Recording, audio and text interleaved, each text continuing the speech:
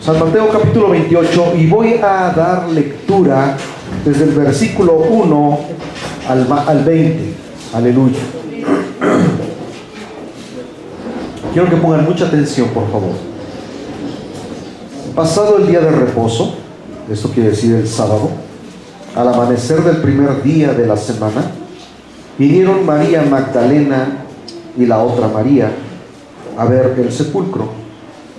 Y hubo un gran terremoto, porque un ángel del Señor, descendiendo del cielo y llegando, removió la piedra y se sentó sobre ella. Su aspecto era como un relámpago y su vestido blanco como la nieve.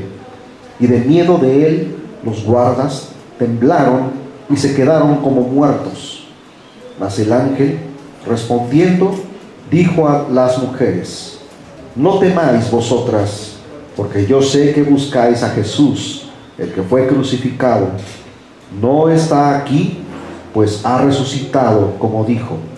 Venid, ved el lugar donde fue puesto el Señor. Id pronto y decid a sus discípulos que ha resucitado de los muertos.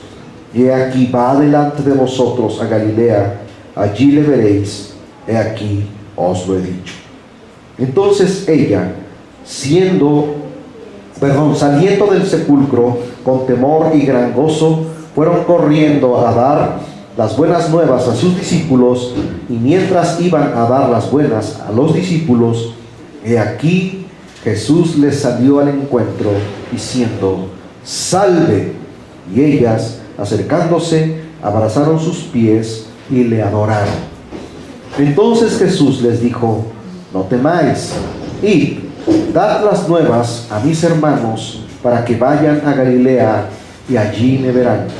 Mientras ellas iban, he aquí uno de los de la guardia fueron a la ciudad y dieron aviso a los principales sacerdotes de todas las cosas que habían acontecido. Y reunidos con los ancianos y habido consejo, dieron mucho dinero a los soldados,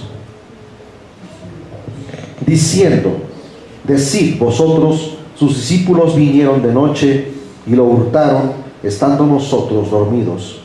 Y si esto lo oyere el gobernador, nosotros le persuadiremos y os pondremos a salvo. Y ellos, tomando el dinero, hicieron como se les había instruido. Este dicho se ha divulgado entre los judíos hasta el día de hoy.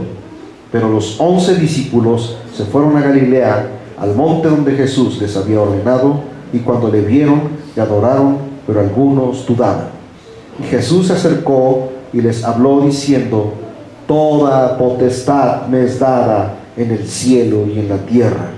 Por tanto, id y haced discípulos a todas las naciones, bautizándolos en el nombre del Padre y del Hijo y del Espíritu Santo, enseñándoles que guarden todas las cosas que os he mandado, y he aquí yo estoy con vosotros todos los días hasta el fin del mundo. Amén. Aleluya. La resurrección de nuestro Señor Jesucristo es uno de los acontecimientos, es uno de los hechos históricos más relevantes en la historia de la humanidad. Es el evento más importante de todo el cúmulo de hechos en la historia de las Sagradas Escrituras. Bendito sea su santo nombre. Aunque la humanidad se ha encargado y se ha empeñado en decir que la resurrección de Jesucristo jamás sucedió, hubieron más de 500 testigos oculares que lo vieron, lo palparon, caminaron con él, comieron con él, lo escucharon hablar metieron sus manos, sus dedos en sus heridas. Lo veían hacerse presente en un lugar totalmente cerrado, sin necesidad de abrir la puerta, comer con ellos, beber con ellos y después desaparecer nuevamente. No fue un testigo, ni dos, ni tres. Fueron los 11 discípulos que habían quedado, y todas las mujeres y todos los cristianos que habían creído en él, hasta el mismo Nicodemo. ¿Sí se acuerdan de Nicodemo? Que en el capítulo 3 se acercó a Jesús de noche, a escondidas, para hacerle unas preguntas, para cuestionar a Jesús, y de allí salió, o más bien se fue, más que sorprendido por la sabiduría de Jesús, y convencido, sin temor a dudas, sin temor a incertidumbres, que Jesús era el Cristo, el Hijo de Dios. Aleluya. Entonces la resurrección de nuestro Señor Jesucristo,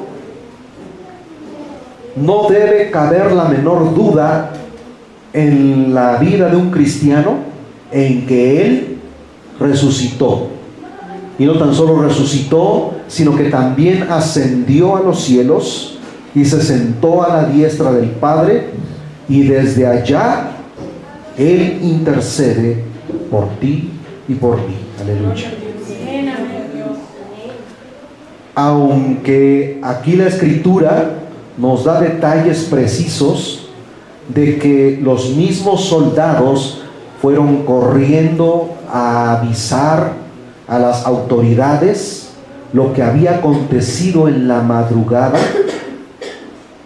y los sobornaron para que les callasen la boca y dijesen que sus propios discípulos, que su propia gente habían hurtado el cuerpo del Señor, para después andar divulgando por ahí que realmente Él había resucitado.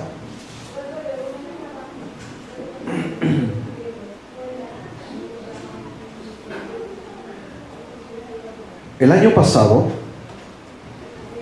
en Semana Santa, hice unas preguntas, cuestionamientos que cualquier persona, al escuchar la pregunta, te pone a analizar qué fue lo que realmente ocurrió ahí en el momento de la resurrección, y que era so pena de muerte en que un soldado romano se durmiese en la guardia. So pena de muerte.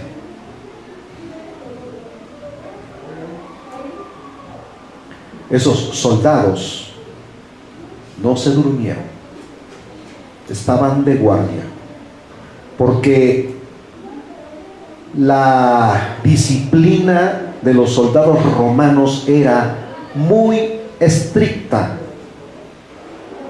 y si alguna autoridad superior llegaba para observar si realmente los soldados estaban en su guardia nocturna y encontraban a alguno de ellos durmiendo, inmediatamente lo asesinaban. Aquella persona tenía, o aquella autoridad romana tenía, valga la redundancia, todo el poder y toda la autoridad para asesinarlo o para enjuiciarlo y mandarlo a la muerte.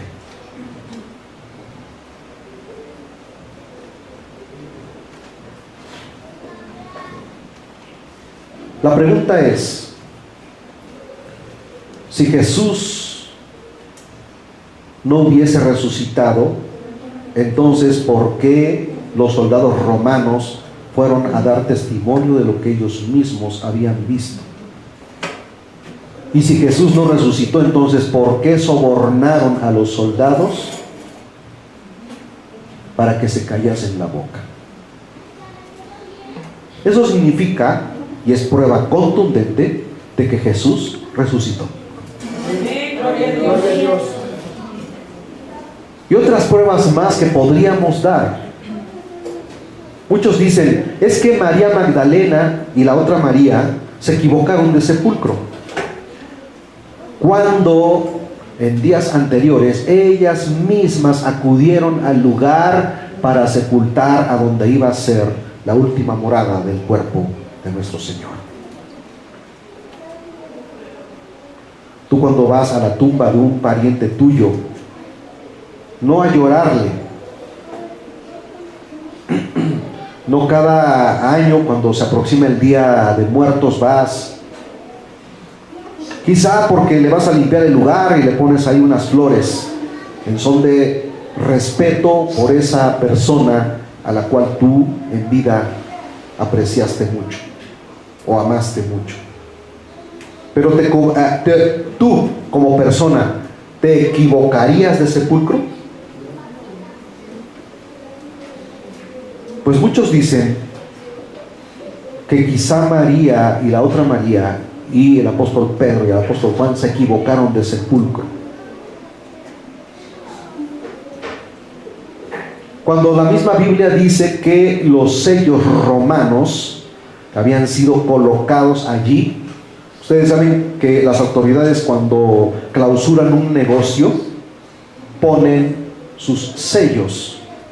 Y cuidado y violas ese sello, porque estás violando una ley y te pueden meter a la cárcel.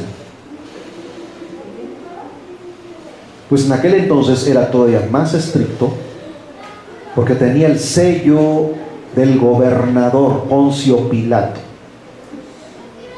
Y además la piedra era enorme, que no pesaba 10, 15, 20 kilos, que no podían mover 2 mujeres, ni 3, ni 15 personas adultas podían mover esa piedra, a menos que no se le aplicase una fuerza increíble para poder rodarla, abrir el sepulcro y robar el cuerpo sin que los soldados se despertasen. Imagínense el ruido estruendoso que hubiese hecho la piedra al momento de romper los sellos, arrimar la piedra y los soldados totalmente dormidos. ¿Ustedes creen eso? ¿Qué hubiesen hecho los soldados en el momento en que hubiesen visto a personas tratando de robar un sepulcro? Ellos tenían órdenes estrictas de matar. Ellos no iban a preguntar, oigan, ¿por qué están tratando de remover el sello y quitando la piedra? A ver, díganme, ¿por qué? Hermanos, hasta la pregunta es absurda. ¿Qué dice la Biblia con respecto al Imperio Romano? ¿Quiénes eran los soldados romanos? ¿Qué fue el Imperio Romano? No, la misma Biblia en el libro del profeta Daniel lo declara como la 4ª bestia que sale del mar, y dice que su aspecto era espantoso, sus garras, dice que todo lo que pisaba lo desmenuzaba, lo hollaba, lo destruía, dando a entender de qué calibre y qué bestialidad utilizaba el Imperio Romano para someter a los pueblos.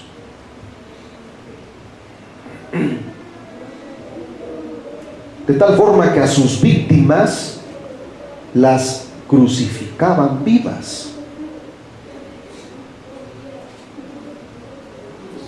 ¿Te has puesto a pensar lo que es ser colgado vivo, clavado vivo en un madero? ¿Te has pinchado alguna vez con una aguja un dedo?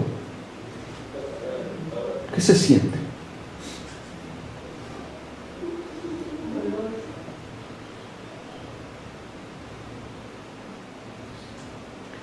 ¿Te puedes imaginar a una persona, después de haber sido azotada, totalmente su cuerpo hollado, o desollado mejor dicho, no existía piel en su cuerpo, clavado, y los clavos no entraron en la muñeca, no entraron en las palmas.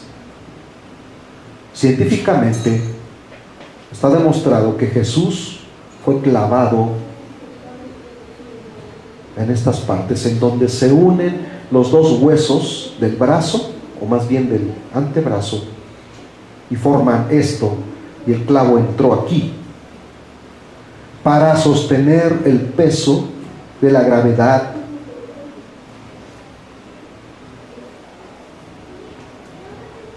clavado, sus pies desde el empeine, saliéndole el clavo por el calcañar. ¿Te has puesto tú a pensar qué ser humano puede soportar eso? ¿Alguna vez te has clavado una espina en el dedo?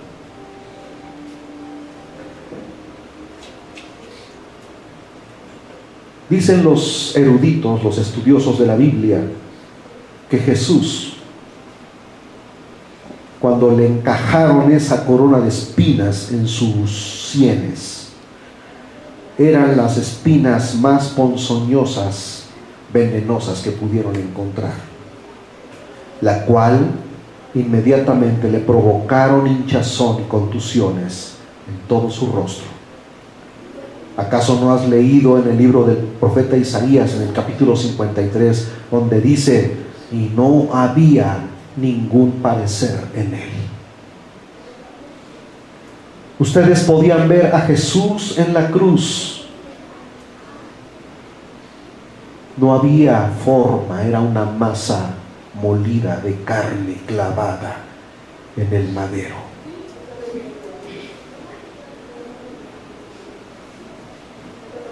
Y todavía las películas hollywoodenses lo representan con un hilito de sangre aquí.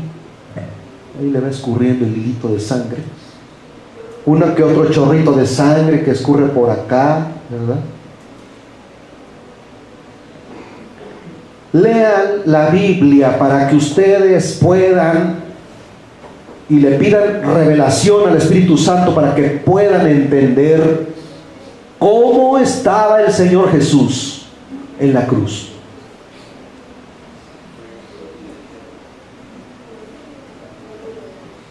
¿Han visto alguna vez a un boxeador cómo termina con todo el rostro hinchado?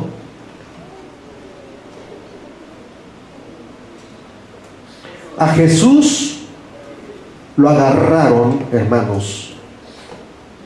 No estoy haciendo aquí una comparación absurda, es que así fue. La misma Biblia dice que le agarraban su barba y se la arrancaba.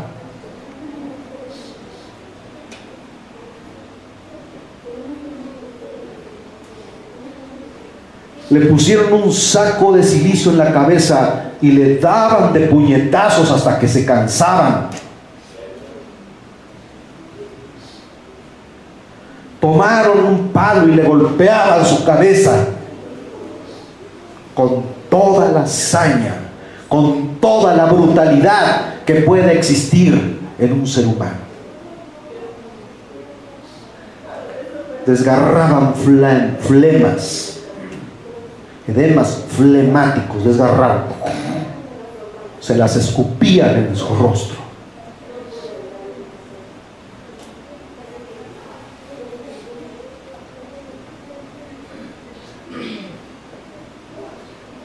Jesús no estaba con un taparrabito ahí en la cruz, en una posición medio sexy. No, hermanos.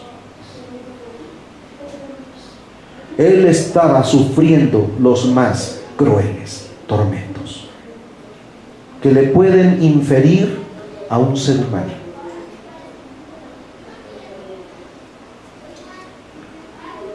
Estaba desnudo. La vergüenza del pecado estaba cayendo sobre él. La inmoralidad del ser humano Él la estaba cargando en la cruz. Tus mentiras y las mías, tus malos pensamientos, tus malos deseos, tus malas palabras, tus malas acciones, Él las estaba sufriendo por ti y por mí en la cruz. La pena de muerte que nosotros merecíamos, Él la estaba padeciendo por ti y por mí.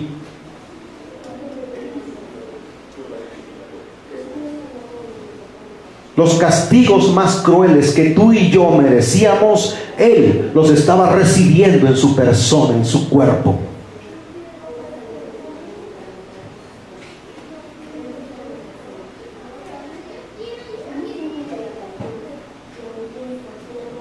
Y clavado en la cruz, la gente lo injuriaba y la gente se burlaba de Él. Lean el Salmo 22. Dice la Biblia que Él estaba allí y sus coyunturas estaban desencajadas. Él fue descoyuntado a través de todos los azotes, los golpes, los garrotazos que Él recibió, los empujones, los latigazos que Él recibió en su cuerpo.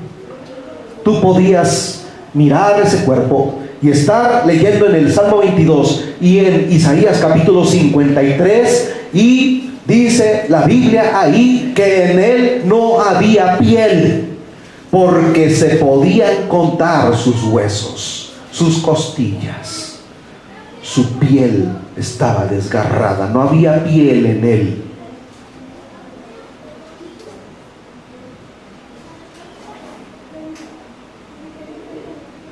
Su rostro totalmente lleno de hinchazón, de los golpes y del veneno de las espinas ponzoñosas que le encajaron en sus sienes. Ahí Él podía entre medio mirar con los ojos totalmente hinchados a toda la multitud y los veía con ojos de compasión y misericordia. Mientras la turba enardecida gritaban: si eres el Hijo de Dios, y levantaban el puño señalando hacia Él, como maldiciéndolo, como injuriándolo. Decían: si eres el Hijo de Dios. Sus rostros demudados gritaban: si eres el Hijo de Dios, desciende de la cruz para que creamos en ti. En son de burla. Y Él, mirando, contemplaba a toda la multitud.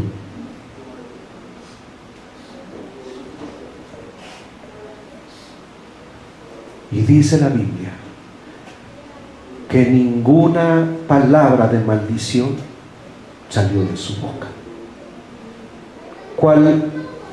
¿Cuáles fueron las últimas frases de expresión de amor hacia la humanidad que Él pronunció? Padre, perdónalos, porque no saben lo que hacen.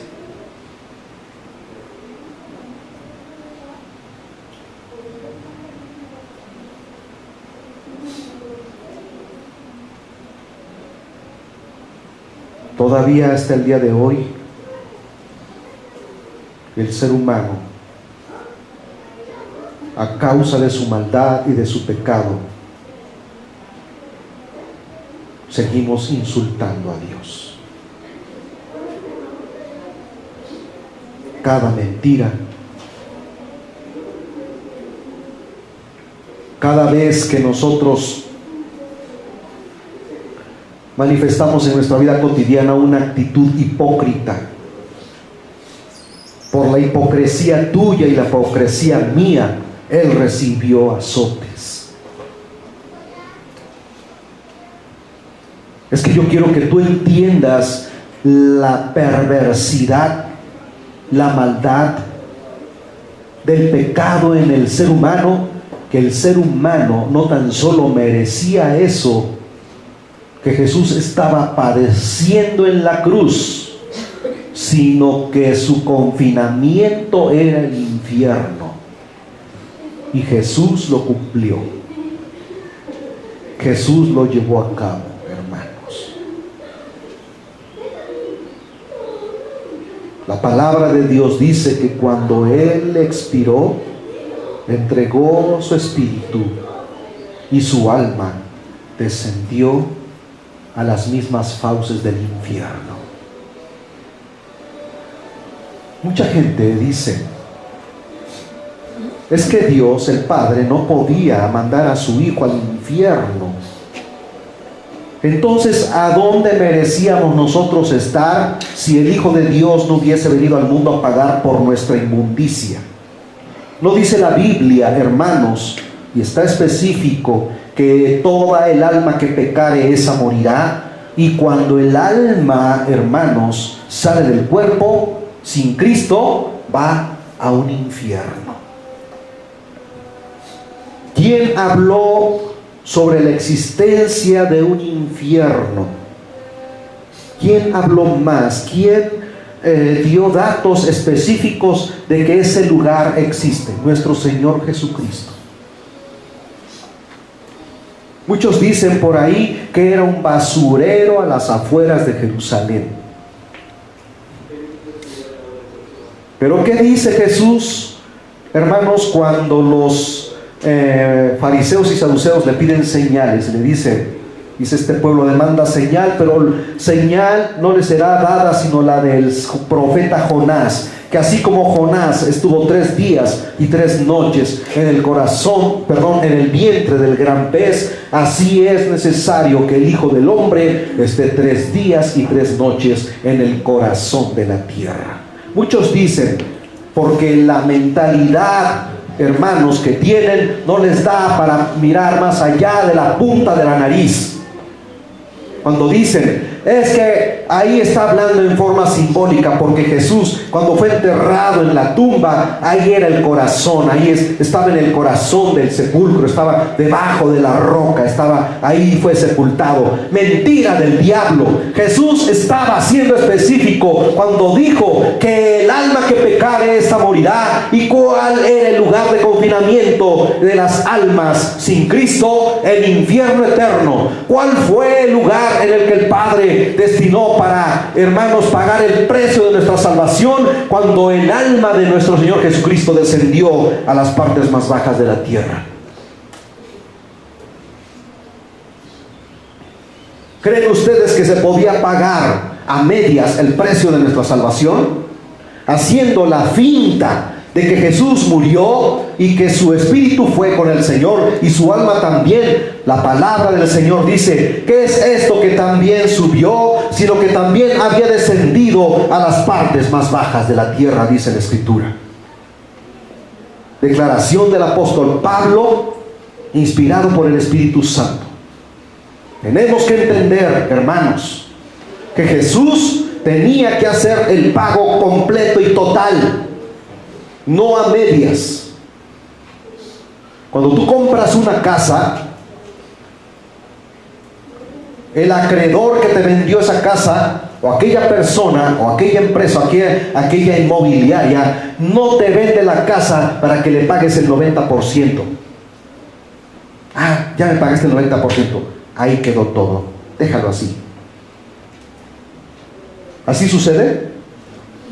Lo tienes que pagar al 100%. Con todo e intereses. Y Jesús pagó nuestra salvación total y con intereses.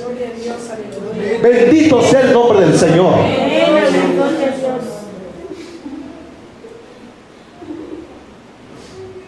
Él pagó. Él nos rescató. Él nos liberó, aleluya, de ir a ese lugar. ¿Saben por qué? Hermanos, el cristiano ya no va a ese lugar porque él ya fue a la cárcel.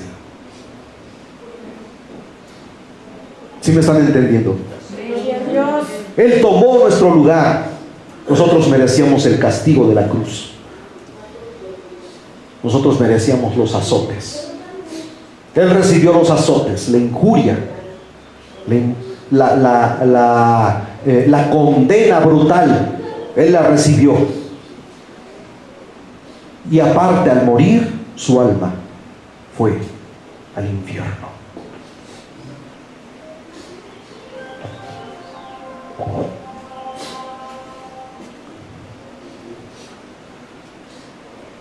La palabra del Señor aquí nos declara de una manera maravillosa,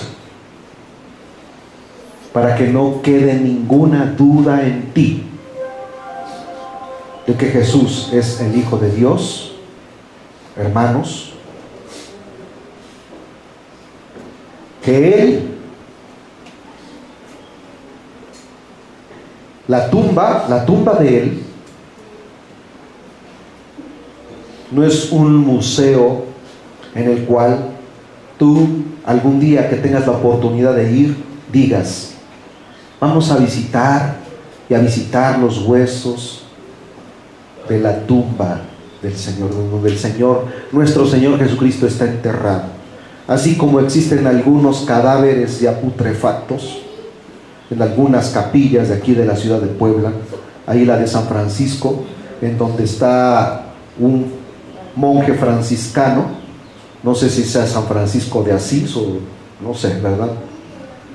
Otro, el de en la catedral, o el que construyó la biblioteca palafoxiana ahí en la Casa de la Cultura, en donde la gente va y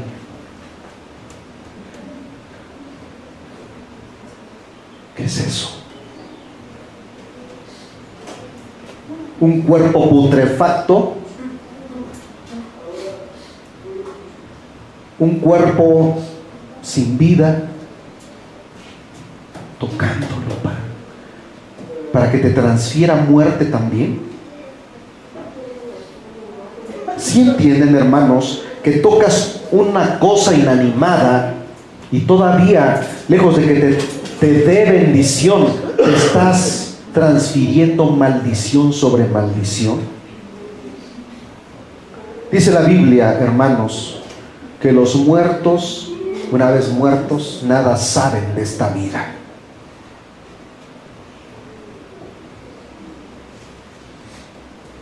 Pero los que vivimos sabemos a dónde vamos. Aleluya.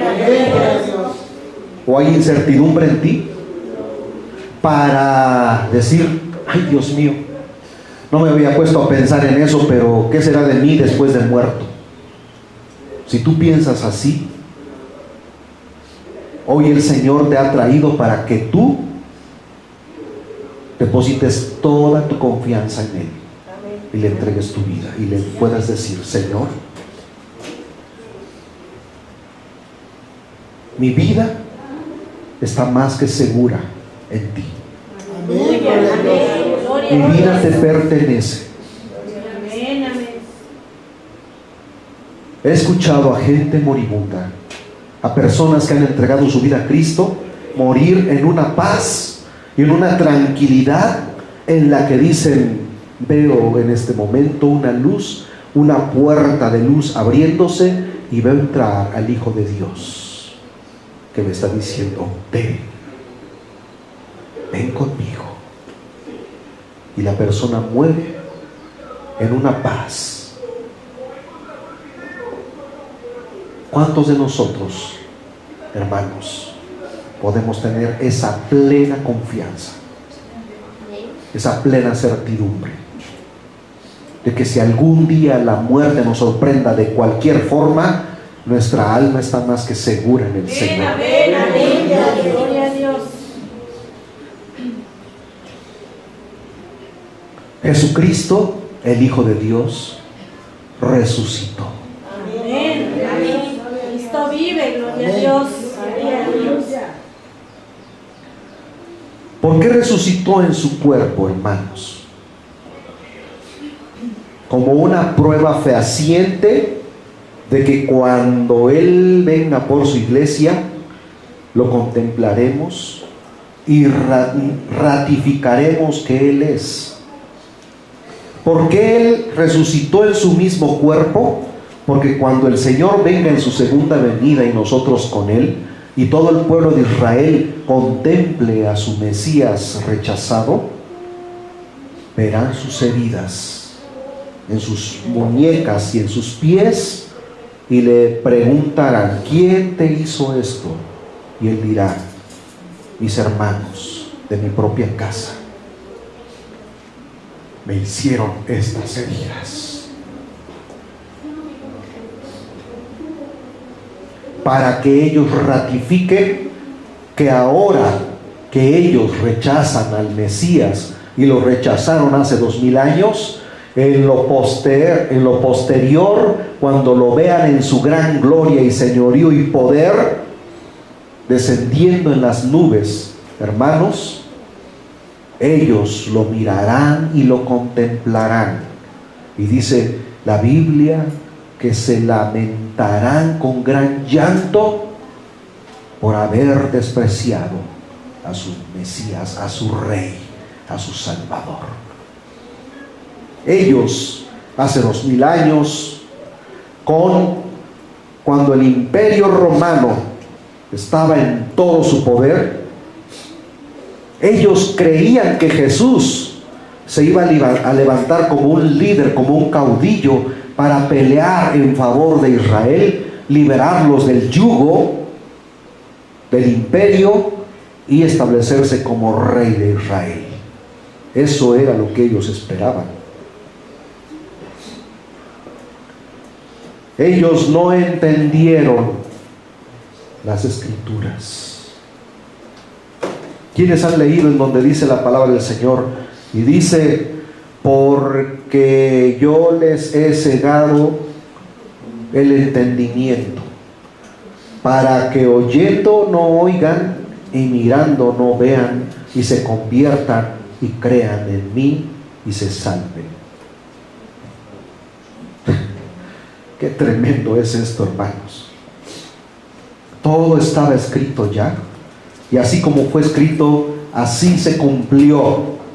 Porque si ellos hubieran aceptado a Jesucristo, jamás lo habrían crucificado. Jesús no hubiese venido al mundo a morir por los pecadores, solamente los judíos hubiesen sido salvos, y nosotros, la humanidad entera, hubiésemos sido descalificados, hubiésemos sido excluidos del plan de salvación y no hubiésemos sido salvos.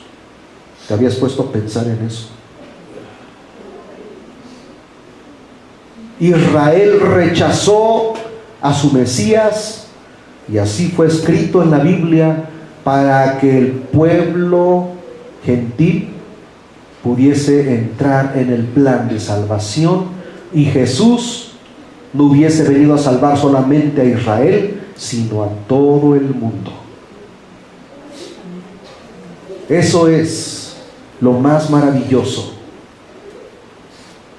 Y es por eso, hermanos, que podemos decir, así como en el Salmo 136, aunque no se encuentra ahí, podemos decir: Jesucristo murió en la cruz porque para siempre es su misericordia.